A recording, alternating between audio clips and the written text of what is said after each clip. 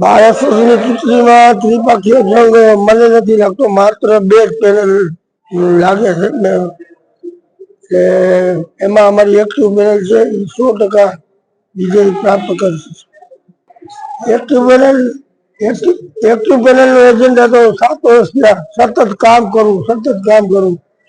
ત્યારે આ court building સોંપવામાં આવી ત્યારે કાંઈ કરતા કાંઈ હતું નહીં. ત્યાં નવી જૂની કોર્ટમાંથી અહીંયા ત્યાંનું સાહિત્ય લગભગ 20 કંટાળા અમે અહીંયા લઈ આવ્યા.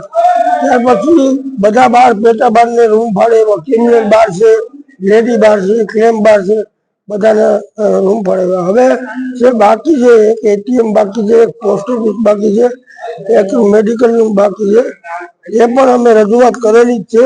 મને એમ છે જાન્યુઆરી મહિનામાં થઈ જશે. બીજા નંબરમાં જે વકીલો માટેનું નવું સંકુલ બની રહ્યું છે બને છે એમાં 3 માળની જગ્યાએ 5 માળનું અમે હાઈકોર્ટને લખી અને 5 માળનું મંજૂર કરાવેલ છે અને તેમાં પણ 2 માળની ગ્રાન્ટ આવી ગઈ છે.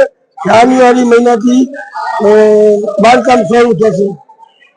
ખાસ તો જો પ્રમુખ તરીકે હું આવ્યો તો એડવોકેટ પ્રોટેક્શન જે બિલ છે એ અમારી રાજકોટની આગળ નથી, આખા સૌરાષ્ટ્ર ભેગા લઈ અને એ મંજૂર કરવાના પ્રયાસો કરશું.